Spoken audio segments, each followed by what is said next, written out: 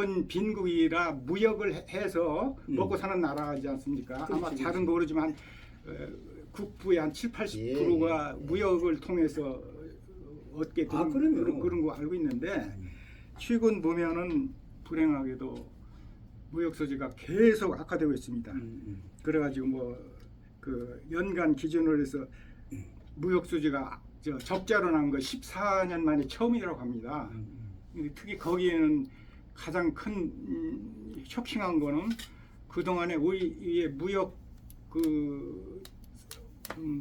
무역을 이끌었던 그 무역 수지를 제일 좋게 이끌었던 중국이 제일 그러니까 적자국이 됐습니다. 무역 수지 1위인 중국이 적자국으로 변했어요. 그다음에 이 반도체 산업이 최근에 불황을 맞아가지고 반도체 수출이 아주 굉장히 안 좋게 나타났습니다.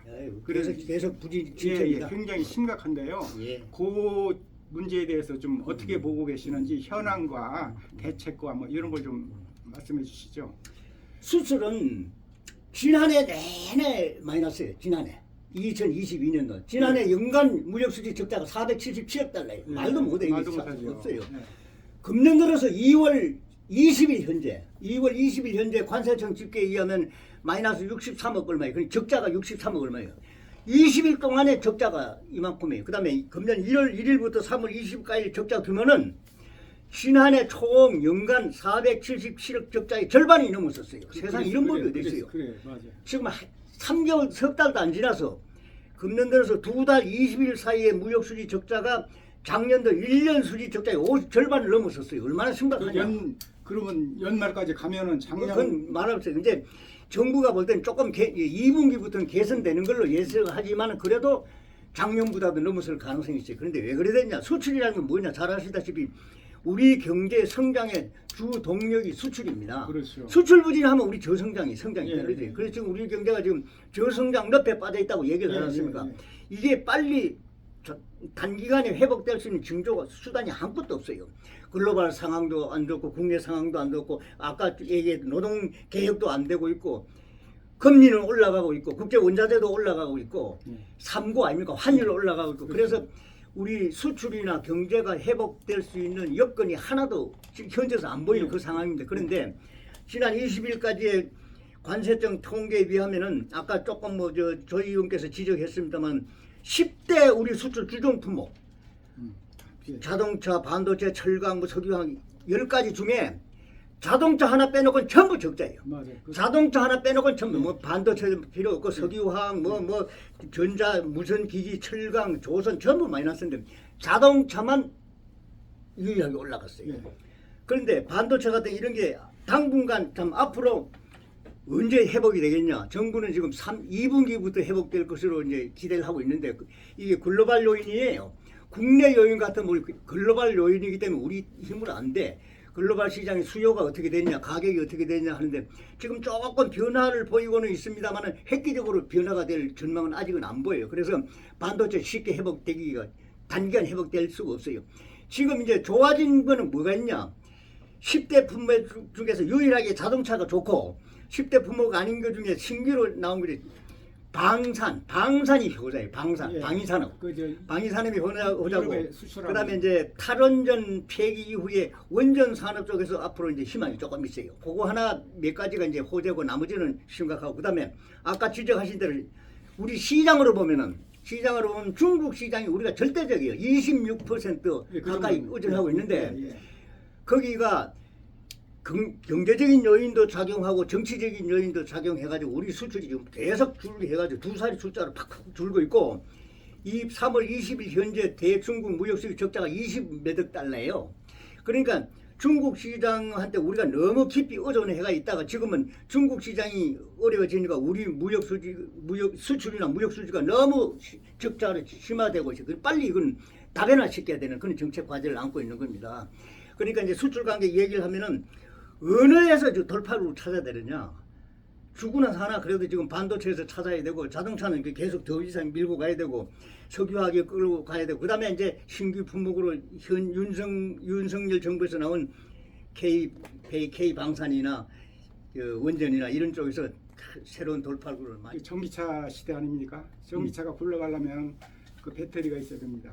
그런데 세계 10대 배터리 업체 가운데 한국 업체가 3개가 들어가 있습니다. 그래가지고 우리나라 3개가 들어가 있어요.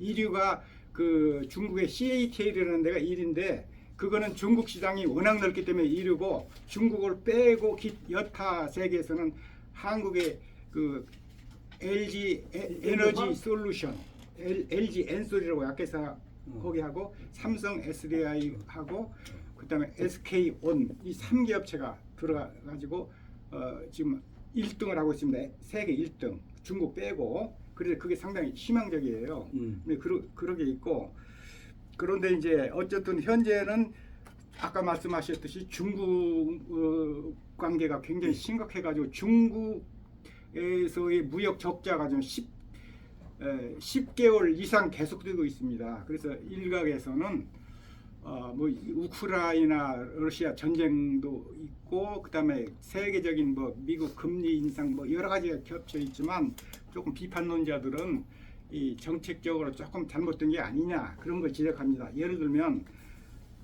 그동안에 문재인 정부에서는 그 일본과 중국 간의 관계를 일종의 등거리 외교로 해가지고 실익을 취해왔는데 지금 현 정부에서는 중국을 조금 등한시한다 이런 여론이 있습니다. 그래서 뭐 저번에 어떤 뉴스 보니까 윤석열 대통령이 이제 중국하고도 좀 잘해보자 이런 식의 사인을 보내고 그런 것 같은데 그 중국 문제를 어떻게 봐야 됩니까? 중국 문제를 어떻게 해결하게? 그것도 해결하기 굉장히 우리 정치적으로 조금 대단히 어려워요. 그런데 지난 문재인 정부의 정책 기조가 뭡니까? 반일, 반미, 친북, 친중 아닙니까? 네. 그 기본 틀에서부터 망쳐놓은 유산을 윤석열 정부가 맡은 겁니다. 중국이 우리한테 무역 규제를 한 게 어디 경제적인 요인 가지고 했습니까?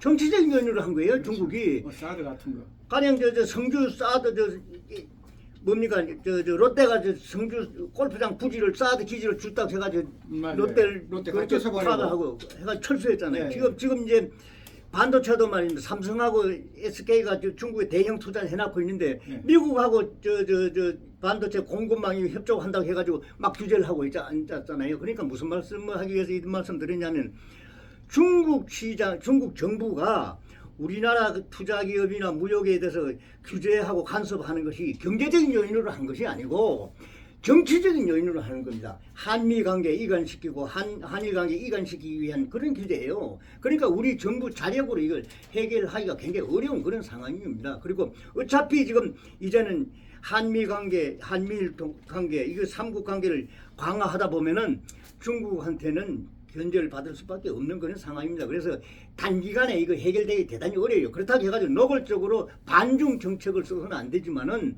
윤석열 정부가 꾸준히 노력해가지고 차차 개선해 나가야 되겠다는 그런 입장으로 접근해야 되지. 문재인 정부 쪽으로 완전히 친중, 시진핑 오라고 그렇게 매달리는데 시진핑이 옵니까? 안 오지 한국에. 그렇죠. 차라리 윤석열 정부가 지금 접근해가지고 잘하면 시진핑이가 방문할 수도 있는 가능성이 있는 겁니다. 그래서 이제 질문에 대한 답변으로 하면은 한중 관계 무역 관계는 정치적인 요인이 굉장히 깊이 작용하고 있기 때문에 한 큐로 정책 수단 한 가지 가지고 금방 쉽게 해결이 안 된다.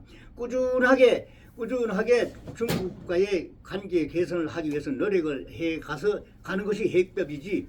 단기간에 무슨 아스피린 약 하나 가지고 감기 치료하겠다 이런 식으로 접근은 절대 성공하지 못한다 그렇게 봅니다 저는.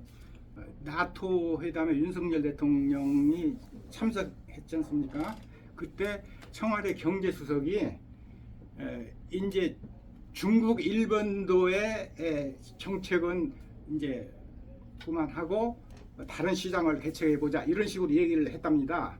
그래가지고 중국에서 거기에 대해서 상당히 노하고 분노했다든가 그런 식으로 해가지고 자기를 등한시한다고 그래가지고 그런 정치인들의 발언 이런 것도 좀 조심해야 되지 않나 그런 생각도 듭니다. 그런데 일반 관리보다도 대통령실의 목소리는 굉장히 신중해야 그러니까 됩니다. 대통령실에 있는 목소리는 대한민국 정부를 대변하는 겁니다. 그러니까 그렇죠. 다른 부처보다도 대통령을 모시는 대통령실에 있는 사람, 경제수석 이런 사람들은 진짜 발언을 조심해야 되는데 네.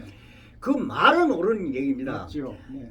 중국 경기 의존도를 빨리 줄여가야 된다는 말은 옳지만은 대통령실에서 그 얘기를 하면 윤석열 정부가 중국과의 이거를 줄이려고 지금 의도적으로 접근하고 있다 이렇게 해석하게 돼 있는 겁니다. 그래서 그런 걸 직접적으로 표현해서는 안 돼. 예. 그리고 실무부처에서 고충을 얘기하는 걸로 문제를 해결해야 됩니다. 예. 그러니까 지금 산업부에서 예. 산업부 장관이 대중무역에서 이러이러한 규제가 있어가지고 우리가 어렵다. 그래서 이걸 어떻게 개선해야 되겠다. 이런 발언을 할 수 있지만 대통령실에서 앞으로 일본과 중국과의 의존도를 대폭 줄여가야 된다. 이런 말을 하게 되면 외교적으로 저항이 오게 돼 있는 겁니다. 그 발언을 조심해야 되는 겁니다. 그거는 잘못 발언한 거예요, 수석이. 근데 이제 거기 이제 그 국민들이 그 관심을 가지고 있는 게 그 IRA법하고 그다음에 반도체 보호법이라는 게 있습니다. 그래서 우리가 지금 IRA라는 것은 자동차 이런 거 보조금을 지급할 때 미국이나 북미나 그쪽 미국과 FA를 체결한 국가에서 생산한 데만 보조금을 주고 기타는 안 주겠다. 그건 중국을 이제 따돌리게 한 거고. 그다음에 그 반도체를 지금 바이든 대통령이 여러 가지 반도체법에서 요구하고 있는데 심지어는 반도체 기술을 알려달라는 식으로까지 얘기를 하고 있습니다. 그래서 국민들이 볼 때 윤석열 대통령이 잘못하면 미국 가서 바이든한테 넘어가지 않을까 그런 두려움도 있고 그런 여론도 있어요. 근데 뭐가 뭐 큰일 나는 거죠. 그렇게 하면 큰일 나. 지금도 지금 이제 4월달에 윤 대통령의 미국 방문이 국빈 방문입니다. 예. 국빈 방문이라는 건 뭐냐? 미국에서 우리 윤석열 정부에 대한 기대가 굉장히 크다는 것을 당연하죠. 나타내는 겁니다. 그렇죠. 그리고 반도체 가격 보조금 문제 나왔지 않습니까? 예. 그거 가서 이번에 가서 해결해 와야 되고 또 하려고 노력하고 있는 것을 저는 듣고 알고 있어요. 무슨 말이냐 하면은 바이든 정부가 지금 보조금 지급하는 그 지침을 나온 걸 보면은 말도 안 돼. 자국 우선주의로 해가지고. 그게 그 구체적으로 보면 말씀이죠. 네네네. 예. 구체적인 뭐 수익률도 공개해라, 이익률도 맞아요. 공개해라. 그다음에 총 이익이 나면 10%는 뭐 뭘로 보상해라. 보따리 다 내놔라 이겁니다. 그러니까 우리가 볼 때는 시장주의가 아니에요. 반시장 당연히 완전히 뭐 그런데 신보호주의. 이런 것은 예. 윤석열 대통령이 해결해야 되는 그런 과제의 하나입니다. 그다음에 삼성이나 SK가 지금 미국 저거 하기 위해서 미국 대형 투자를 하고 있잖아요. 지금도. 지금 계산을 해보면 이익이 나는 게 없다는 게 이런 식으로 하면은 보조금 지급 기준이나 이걸 그대로 적용하면은 미국에 투자해가지고 유리한 게 하나도 없다 이런 얘기입니다. 그래서 이제 우리 반도체 삼성 같은 경우 용인에 이제 반도체 세계적인 클러스터를 조성하겠다고 나왔지 않습니까? 그것도 일본 방문하고 온 뒤에 나온 내용은 아닙니까? 그런 측면에서 보면은 이번에 윤 대통령이 국빈 방문해서는 바이든하고 만났을 때 여보세요 한국 기업 반도체 기업에 대해서 역차별하는 게 안 돼요. 이거 원칙적으로 해결해야 돼요. 근데 거의 해결되리라고 저는 조금 듣고 있어요. 듣고 있고 아니 뻔하거든. 근데 미국이 중국 견제하기 위해서 나온 프로그램 아닙니까? IRA가 중국 견제하기 위해서 나온 겁니다. 그렇죠. 그래서 그 중국 견제하기 나온 건데 그런데 우리는 약점이 뭐가 있냐? 중국 시장에 거대한 투자를 하고 있거든. 삼성전자나 SK가. 그러니까 이게 또 이거 꼼짝을 달성을 못하게 돼 있는 그 상황이에요. 그래서 어려운 점이 있는데 그래도 윤 대통령의 국빈 방문을 계기로 해가지고 거의 역차별되는 상황, 그거는 큰 줄거리는 아마 외교적으로 해결할 수 있지 않겠느냐 저는 그렇게 기대를 하고 있어요. 어쨌든 우리 최대 교역국은 1위가 중국이고 2위가 미국입니다. 3위가 일본이고 이런 식이니까 그 미국 방문에서 좋은 성과가 그런데 이제 또 이건 하나 있어요. 저번에 2월달에 수출 통계를 보십시오. 주력 시장 중에 중국이고 이런데 전부 우리 무역 수지가 다 줄었지만 딱 늘어난 건 미국이에요. 미국 하나는 그래도 우리 무역 수지가 개선이 되고 있어. 미국만. 그러니까 그 사이에 바이든 대통령 집권하고 난 이후에 한미 관계에서 교역에서도 우리하고 조금 개선된 것이 많다 하는 걸 평가해요. 중국이 대폭 감소하고 일본도 감소하고 있죠. 미국만 증가했다는 건 또 평가해요. 그리고 조금 그 희망적인 소식은 그 베트남이 우리 강력한 교역 상대국으로 올라가지고 거기가 지금 흑자 1위국으로 부상했습니다. 아니 저 베트남도 3월 20일까지 현재를 보면 수출이 두 자리 숫자로 줄었어. 줄었군요. 최근에. 거기도 하여튼 그리고 무역 수지도 악화가 되고. 근데 거기도 급속도로 악화가 돼 있는데 뭐 우리 관계가 악화돼서라기보다도 시장 그렇죠. 상황에 따라서 그렇게 감소하고 있어요. 거기도 예. 다 줄고 있어요. 지금 늘어나고 있는 건 미국 하나밖에 없어요. 지금.